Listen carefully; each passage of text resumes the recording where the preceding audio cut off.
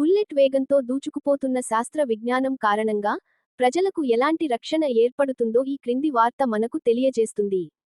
ఏదైనా రైలు ప్రమాదం జరిగిందంటే ప్రాణ నష్టం ఎక్కువగా జరగటానికి కారణం ఒక రైలు పెట్టె మీద మరో పెట్టె ఎక్కడం, రైలు పెట్టెలు పక్క ట్రాక్లో పల్టీలు కొడుతూ పడిపోవడం, అదే సమయంలో ఆ ట్రాక్ మీద మరో రైలు వచ్చి ఢీ కొట్టడం లాంటి కారణాల వల్ల ప్రాణం నష్టం ఎక్కువగా ఉంటుంది.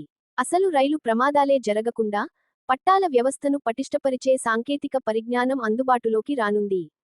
గంటకు 200 కిలోమీటర్ల కంటే ఎక్కువ వేగంతో రైలు వెళుతున్నా తట్టుకునే సామర్థ్యం ఈ పట్టాలకు ఉంటుంది.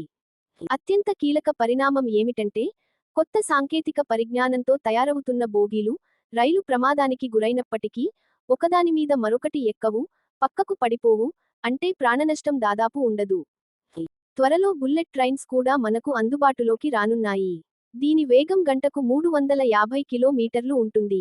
అంటే హైదరాబాదు నుంచి విజయవాడకు గంటలో వెళ్లిపోవచ్చు. ఇప్పటికే కేంద్ర ప్రభుత్వం బుల్లెట్ ట్రైన్ల ప్రయాణానికి అవసరమైన సర్వేలను చేయించడం మొదలుపెట్టింది. ఇదంతా అభివృద్ధి చెందుతున్న సాంకేతిక పరిజ్ఞానం కారణంగా ప్రజలకు అందుతున్న అపూర్వ సేవలు. సైన్స్ ప్రపంచానికి అందిస్తున్న అద్భుతాలను ఆస్వాదిద్దాం.